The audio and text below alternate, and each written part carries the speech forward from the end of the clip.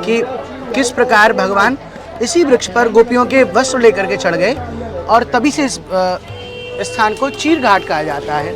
तो ऐसा कहा जाता है कि वे माताएं। राधे राधे सभी भक्तों को। तो भक्तों, हम फिर से मौजूद हैं एक बार वृंदावन धाम में, और वृंदावन धाम में हम आपको दर्शन कराएंगे चीर घाट के। जैसा कि आप मेरे पीछे देख पा रहे हो, यमुना जी के दर्शन कर रहे हो, और यमुना जी के पास ही मौजूद है यह चीर घाट। चीर घाट वही घाट है जहाँ पर ठाकुर जी ने लीलाएं की हैं और गोपियों के वस्त्र चुराए हैं। तो हम जानेंगे, पूरी लीला जानेंगे, उन कदम के वृक्षों के भी दर्शन करेंगे जहाँ पे ठाकुर जी ने चढ़ चढ़ के वस्त्र चुराए हैं। और यहाँ के हम पंडा जी से जो हमारे साथ मौजूद हैं, उनसे ये भी जानेंगे कि ये लीला किस तरह से घटित हुई, और इसके पीछे कुछ लोग कहते हैं कि ठाकुर जी ने ये लीलाएं की हैं, ये सही नहीं की हैं, लेकिन इनके पीछे भी कोई ना कोई संदेश होता है। वो सारा का सारा हम जानेंगे आंसू भैया के थ्रू। तो आप बने रहिए वीडियो में, और वीडियो को लाइक कीजिए। अगर आपको हमारा वीडियो अच्छी लग रही है तो लाइक अवश्य करें, और वीडियो को अंत तक जरूर देखें ताकि आपको संपूर्ण लीला की जानकारी हो पाए।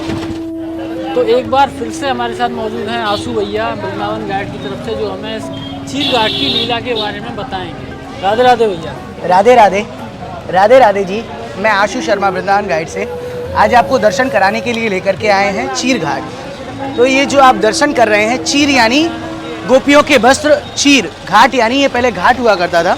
ये जो आप सीढ़ियाँ देख रहे हैं, यहाँ तक यमुना जी हुआ करती थी। जैसा कि मैंने बताया कि कलयुग में पहले यमुना जी, कलयुग के कारण यमुना जी दूर होती जा रही हैं, तो ये पहले घाट हुआ करता था। उन दिनों वृंदावन जंगल हुआ करता था, तो गोपियाँ यहाँ यमुना जी में नग्न स्नान किया करती थी। तो भगवान इस बात से उनको कई बार बता दे कि बोले आपको नग्न स्नान नहीं करना चाहिए। तो जब गोपियाँ नहीं मानी तो भगवान उनके वस्त्र लेकर के इसी वृक्ष के ऊपर चढ़ गए। ये जो आप वृक्ष का दर्शन करते हैं, 5500 वर्ष प्राचीन कदम्ब का वृक्ष है। ये जो आप दर्शन कर रहे हैं, ठाकुर जी देखिए विराजमान हैं, अंदर में ठाकुर जी विराजमान हैं, और चित्रपट के माध्यम से मैं आपको दर्शन कराऊंगा कि किस प्रकार भगवान गोपियों के वस्त्र लेकर के चढ़ गए। ये देखिए आप छवि में दर्शन कर सकते हैं कि किस प्रकार भगवान इसी वृक्ष पर गोपियों के वस्त्र लेकर के चढ़ गए और तभी से इस स्थान को चीर घाट कहा जाता है।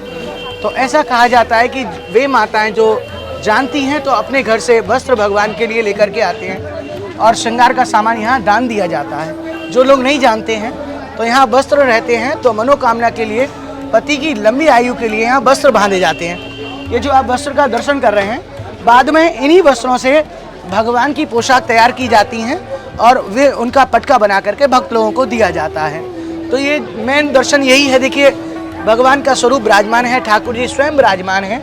भगवान ने गोपियों के वस्त्रों की चोरी की, क्योंकि गोपियों को समझाने के लिए, क्योंकि देखो जल में वरुण देव हैं और ऊपर सूर्य देव। भगवान ने कई बार प्रयास किया कि गोपियों को मनाने का, कि बोले आपको नग्न स्नान यमुना जी में नहीं करना चाहिए, ये महा अपराध है। जब गोपियाँ नहीं मानी तो भगवान इसी वृक्ष के ऊपर बैठ गए। तो अभी आगे की लीला और जानेंगे। तो प्रभु जी, क्या ये वस्त्र चुराने का यही उद्देश्य था कि वो नग्न स्नान ना करें? हाँ, केवल यही। बस भगवान समझाना चाहते थे कि यमुना जी में नग्न स्नान नहीं करना चाहिए, क्योंकि ऊपर में सूर्य देव हैं और नीचे वरुण देव हैं, तो ये महा अपराध है। तो इसीलिए भगवान गोपियों के वस्त्र लेकर के इसी वृक्ष के ऊपर में चढ़ गए, और गोपियों के द्वारा कहने पर बोले अब हम आगे कभी ऐसा स्नान नहीं करेंगे। तब भगवान ने पुनः उन गोपियों के वस्त्र को दे दिया। हाँ, तो ऐसे कई लोगों से सुना भी है कि ठाकुर जी चंचल थे, तो ठाकुर जी ने उस चंचलता में ऐसी लीलाएं की, जबकि ऐसा बिल्कुल भी नहीं है। हर लीला के पीछे कोई ना कोई संदेश था, कोई ना कोई कारण बिल्कुल था कि उनका संदेश यही था कि वो नग्न स्नान ना करें अगर कहीं भी स्नान कर लेंगे। तो प्रभु जी, ये वस्त्र कोई भी दर्शनार्थी आते हैं यहाँ पे इस कदम के पेड़ पे बांधते हैं, क्या आपने जो बताया वो पति की दीर्घायु के लिए है? हाँ, ये पति की दीर्घायु के लिए, और जो भी कोई मनोकामना रहती है तो यहाँ लोग अपना मतलब 16 श्रृंगार का सामान दान देते हैं, क्योंकि यहाँ भगवान ने वस्त्र की चोरी की, वस्त्र का दान होता है। जो लोग जानते हैं वो अपने घर से लेकर के आते हैं, जो लोग नहीं जानते हैं तो यहीं पर वस्त्र मिलते हैं बांधने के लिए। जैसा ही हमने आपको दर्शन कराए थे काली दह के, तो वहाँ पे भी यमुना जी यहीं से बह रही थी। अभी यमुना जी थोड़ा सा आगे चली गई हैं, तो सेम टू सेम वही लोकेशन। आप ये समझ लो कि यमुना जी पहले भी यहीं से बहा करती थी। हाँ, ये बिल्कुल आप जो चित्रपट के माध्यम से आप दर्शन कर सकते हैं कि किस प्रकार यमुना जी यहाँ रहती थी, और बाद में कलयुग के कारण यमुना जी दिन प्रतिदिन दूर होती जा रही हैं। भैया अगर कोई यहाँ पे दर्शन करने आना चाहे तो कैसे, मतलब ये निधिवन के जस्ट पास में है। आप जानते होंगे निधिवन, यहाँ भगवान आज भी रास करने आते हैं।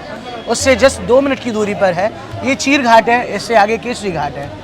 केसरी घाट की क्या लीला है, थोड़ा सा हमारे भक्तों को आप। केसरी घाट की लीला है कि केसरी नाम का राक्षस कंस ने भगवान श्री कृष्ण को मारने के लिए भेजा था, तो भगवान ने उसी स्थान पर उस राक्षस का वध किया, तभी से उस स्थान का नाम केसरी घाट पड़ा है। केसरी घाट जी, तो चीर घाट के बारे में प्रभु जी बस यही लीला है। हाँ यही लीला है।